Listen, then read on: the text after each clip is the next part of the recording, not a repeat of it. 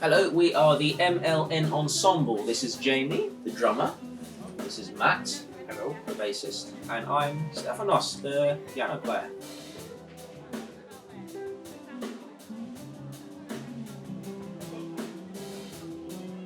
Honestly, it was a privilege, you know. Not to overstate things, but we had so many talented people coming on after us. These Matt Johnson from Jamiroquai, like to open for someone like that, and to open for Yakul, who are they haven't got obviously they're much younger than Jamiroquai, but they're rising stars on the UK jazz scene. Like to open for that, tremendous. Couldn't ask for more.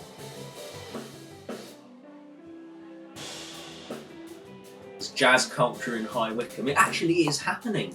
Like, you know, going to the shops and people are like, oh, I know who you're Catch-22, aren't you? Or is quite something for people to be coming out to see not just any old jazz, but like very modern, weird stuff. I couldn't ask for more. It's and I'm noticing that it's also a very young crowd. I can't help thinking that we're like a good night out for young people in the area. You know, I don't think there's a whole lot that's sort of catered to people of that age in their early 20s. You know, that sort of demographic. Of going to Trilogy. You know.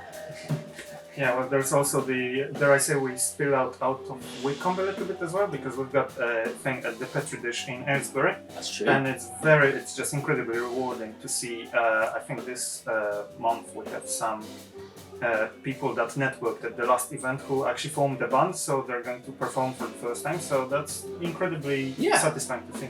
I mean, that is literally jazz culture, isn't it? Yeah, exactly. Yeah. It's very rewarding to see how people go with all the random things that we come up with. We've had the Japanese and Korean night. Yeah. With some food as well. Yeah, that was lovely. Yeah, it was incredible. That went down really well, actually. Yeah, we did computer game themes, so we were jamming on Mario Kart, you know, Ocarina of Time, and GoldenEye was a classic. Yeah. And I think it's just a cool way of getting people into jazz, because a lot of people go, but I don't like jazz. Oh, but I like Bond themes. So Well, I like Mario Kart music. Yeah, exactly. Yeah, because I think a lot of people, you know, myself included previously, have this prior notion of what jazz is, or they sort of pigeonhole it as, oh, it's this one particular sound, but actually it's way wider than that. But the thing is, that's what jazz used to be in the 40s and 50s, that people used to take pop tunes and turn them into jazz. You know, a lot of those things weren't written as jazz, and at some point this tradition stopped, and we tried to reintroduce it in some ways, to take things that shouldn't really be jazz and play it as jazz, which is, you know, quite doable. Not to be cheesy, but I think jazz is a mindset, or it's a philosophy more than it is a hard codified genre, as it were. So I wanted our set this year to be all about championing like new original compositions. So of course some of our own stuff, but also stuff by we've got a guest saxophonist who's writing as we speak. I'm picturing him like frantically charting stuff out on MuseScore right now. And we've got a fantastic neo-soul singer who's also bringing some of her own music that is as yet unreleased. So it doesn't get fresher than that, in my opinion. It is called kuzushi, which is a Japanese martial arts term. It means to push and pull to off-balance your opponent. It's a judo thing. So we liked that idea of like doing something unexpected, pushing you this way, pulling you that way, and doing some like weird rhythmic stuff. Like, That's what I'm all about. Yeah, don't grin at me. You're the one who has to play it. Weird tonal stuff as well, which Jamie doesn't have to worry about, but it's The very microtonal stuff. Well, I tune my drums to the microtones to match what these guys play next. hopefully, yes.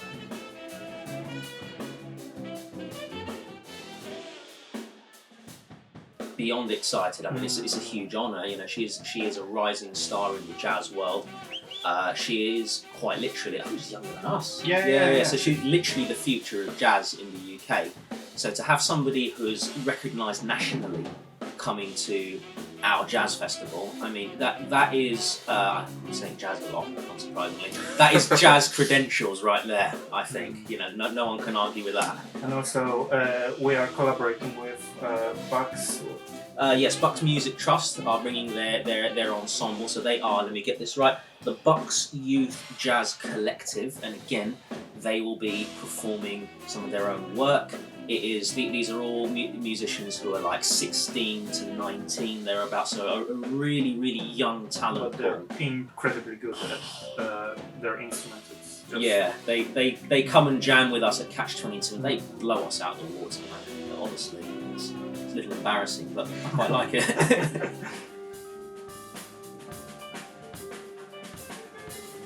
Well, if they don't, then the genre will die. You know, I can't be more blunt than that. You need people perpetuating something for it to survive. And infusing it with new ideas Yeah. as well. Yeah. Picking material that we would never find, because again, we tend to think about jazz as jazz sometimes and just stick to standard because it's easy. But sometimes we're thrown things that people would like to perform at Catch-22, which you know, we'd never come up with. So that's great.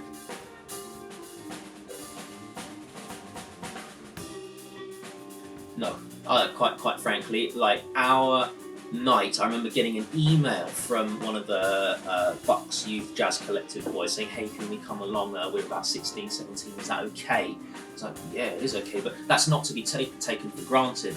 Like they were saying to me, if they want to go to another jam night of a similar standard, they would have to trek into London, and you know, not just nearby London at that. You want to be going to East London, Hoxton, Shoreditch, maybe if they'll have you, the Ronnie Scott's Jam if you're very, very brave. But you know, what kind of 16-year-old needs that hassle and you know the worry of getting back out to Buckinghamshire before the last train?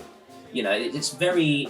I think that's very exclusionary, and for there to be something like this that's friendly to young people, it's a cafe. Yes, there's beer and wine on sale, but it's not a bar.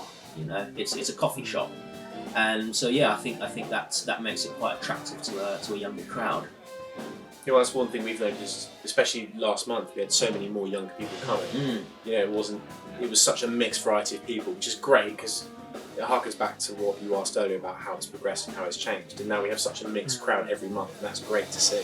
Yeah. Because as Steph just pointed out, you don't have to trek all the way to London, whether you're playing or just there to watch. You know, you can do it right here in Wickham, which is fantastic. That all said, we also have the veterans. Oh yes. And it's really heartwarming to see Free Generation on stage as well when they play the same tunes. That's really nice.